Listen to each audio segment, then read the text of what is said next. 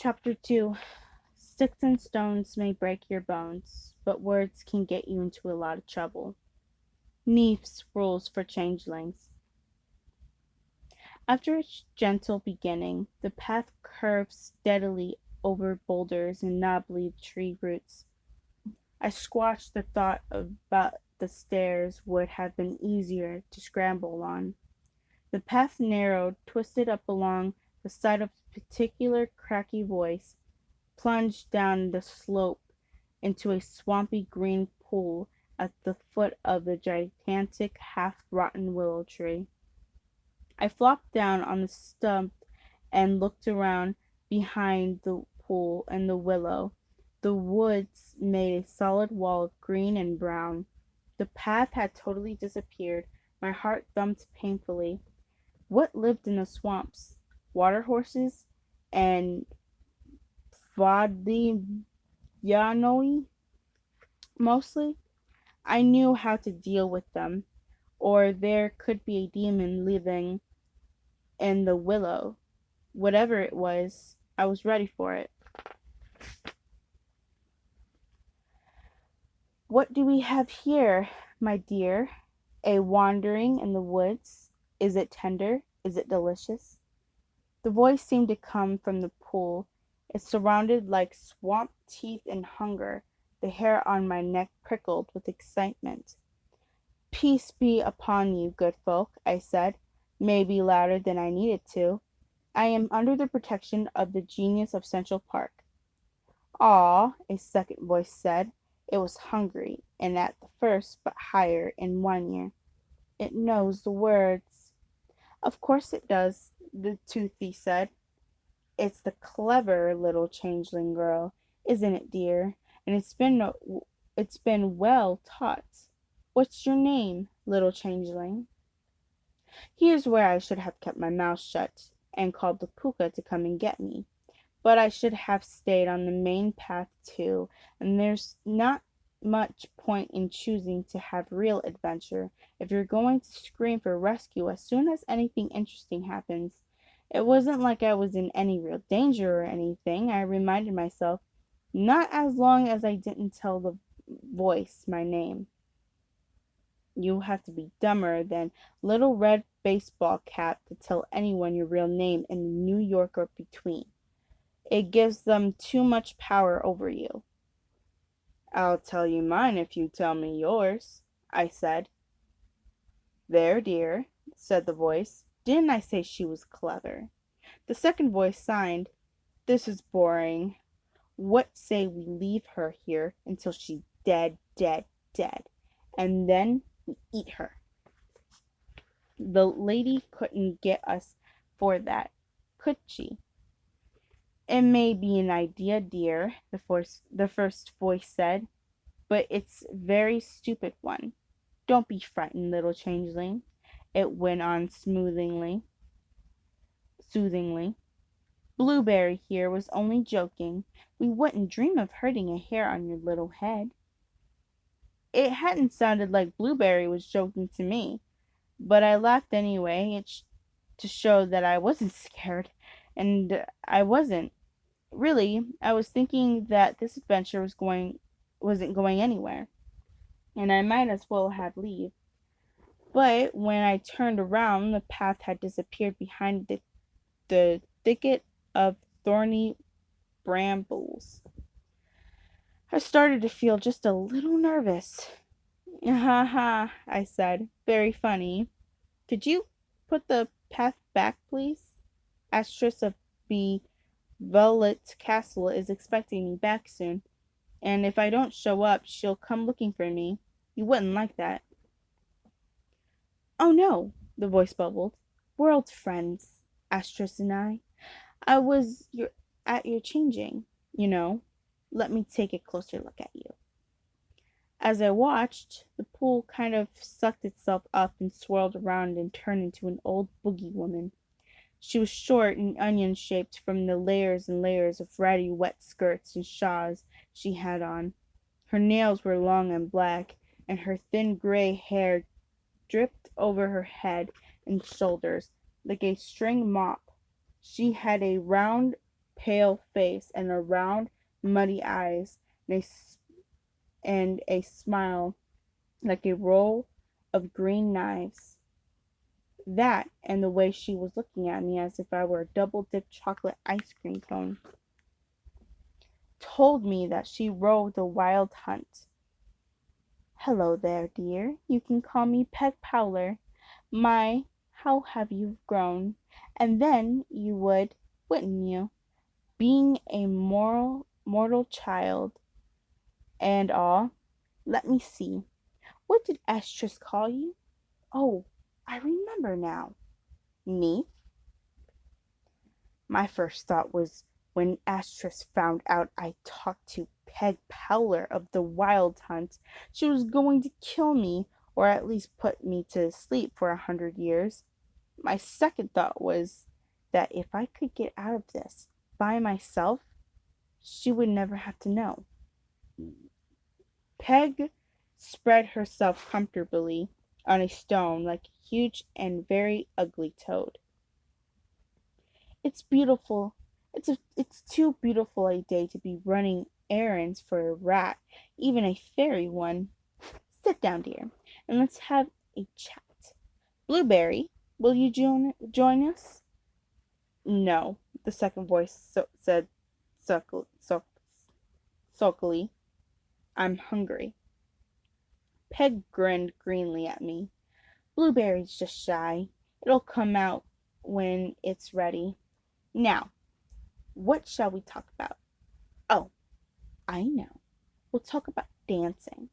Do you like to dance, dear? As it happens, I do. When I was little, Astris had sent me to the Perry I Island for dancing lessons, and I really got into it. I always went to the full moon dances on the gathering nights, although someone always made me stop dancing just when I was about to start to have fun. But I wasn't about to talk about that with Peg Powler. I shrugged. It's okay. Oh, I think you like it more than that, dear. I've seen you at the gatherings kicking up your mortal heels on the fairy rings, just as you like to be, just as if you born to do it. Why you ask if you already know the answer? Yes, I like to dance. So what? I like hamburgers too, and chocolate, and those mortal magazines I find in the park. Have you ever seen Glamour or Macworld? They're awesome. Peg ignored this. I was just wondering, dear, seeing how good a dancer you are, how much you enjoy it, why we never see you at the solstice dance. When Peg said solstice dance, the trees cracked overhead and the air thickened. My skin prickled all over. I felt as if the whole park was listening for my answer. The embarrassing thing was I didn't have one. I don't know, I said. What's the solstice dance? The feeling of waiting and listening swelled suddenly and popped. Peg's smile grew until the ends disappeared behind her ears. You don't know about the solstice dance? You're pulling old Peg's leg, dear. Everyone dances at the solstice dance. The ghost dance, the ghouls dance, the villa dance, the vampires dance, the dragons and the griffins and the shapeshifters dance. When the geniuses dance at the solstice dance, dear, even the changelings. Now that was weird, because I've never met another mortal changeling in the park. In fact, I never met another mortal changeling at all. I couldn't be sure that I hadn't seen one, especially at the museum, where the folk come from all over the city to play with the exhibits. But there are so many supernaturals who can look like mortals that it's impossible to tell who's what without getting close enough to check it out. Their feet, their feet or their ears, or how long their fingers are, whether their shadows match with their shapes. and the guards and dockets didn't approve of me talking to tourists, so I couldn't ask. Mortals aren't allowed in the park, I told Peg Powler. Peg raised her claws in the air. Astris never told you that, dear. Not in so many words. That would be a lie. Far be it from to speak ill of your godmother, but rumor has it the poor Astris has a bad history with changelings. Oh my, yes. There was the one that drowned in the restaurant, and the one that fell off the top of the Belvender Castle, and the other one that came to grief on Sheep's Meadow, quite by accident, of course. They weren't watching where they were going, but still, and then we had a feast. She licked her lipless mouth. I went cold all over. That's a lie. Astris is the best fairy godmother in New York. Is she, dear? Well, we'll see. When you get back to the drafty castle of yours, just tell her what I've said and see what her reaction is. Okay, I said. I will. She'll say that you're making it all up. Oh no, dear, I'm not making it up. Old Peg's got her little ways and she doesn't invent things she can't. Astris lost those changelings before. They all full grown. Everyone knows it. Everyone knows about the solstice dance too. There are two, you know, one at the midwinter and the one at the midsummer. Winter is the longest, but summers is the best. The trees dance in the summers, dear, and the fire folk dance fireworks in the sky. But you won't see it, will you, dear? You won't be there. The willow leaves rustled, and a demon appeared swinging above the slender branch. It was blue with purple tusks and grinning from ear to pointed ear. Poor changeling, it cooed. Can't come to the dance. It's not folk. It's not foul. And it's not good red herring. I bet it tastes good, though. That did it. This adventure was officially out of control. I needed rescuing, and it needed fast. Groping in my pocket for the hair from Puka's tail, I brought it to my mouth, blew on it, and whispered, By the oak and the faith, come thou quickly by me. Gallop, gallop to my aid. Danger dureth neath me. Before I finished, I heard something crashing around in Peg's brindle thicket. Over here, Puka, I shouted. I'm over here, by the big willow. Peg Powler laughed. Did I frighten you, dear? Or was it Blueberry? What a pity, when we were having such a nice chat. She heaved herself to her feet. Say hello to Estrus for me, dear.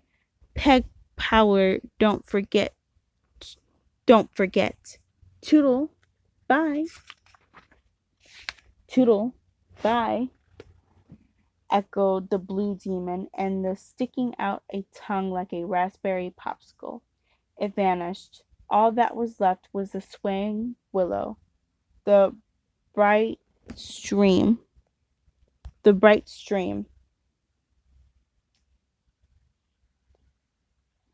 a stony path and pony with flaming yellow eyes and bamble scratches on his glossy black sides.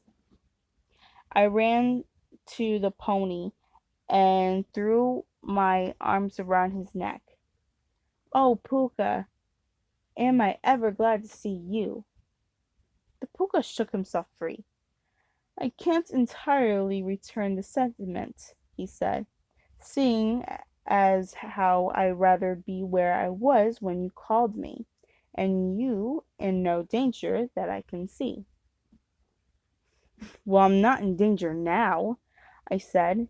It went away when it heard you. Talking the bambles with it? The creature? The puka said. Do you know who it was at all? This was not a conversation I wanted to have. At best, it was going to lead to the lecture on talking to strangers. At worst, the puka would tell Estrus I disobeyed her and I locked up in my own tower with only Satchel for company till I sorted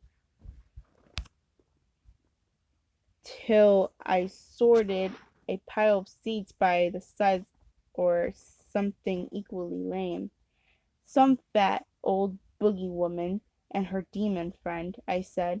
I didn't like her teeth. The puka shook his mane thoughtfully. Teeth, is it? A wild hunter? Without a doubt. Did you speak with her? I gave her the words, I said, which was true as far as it went. It could have been worse, the puka said. Using the words was almost as clever as leaving the path in the first place. It was foolish. Where were you going, then, all on your own, some in the north woods, running away from spring cleaning, were we? Relieved to be on the firmer ground, I told him about the mice and the turtles and the ghosts and the squirrels and what mess my room was, and how Astris was decided what I was big enough to fetch the blockhouse brownie by myself. The puka black sides rounded in the windy sigh. Then I best take you to the blockhouse and carry the pair of you back to the castle. Not that you don't deserve to walk. I know, Puka, I said. Thank you, Puka. And I scrambled up onto his back. On the way up on the blockhouse, I persuaded him not to tell Estrus about my adventure in the North Woods. It wasn't hard.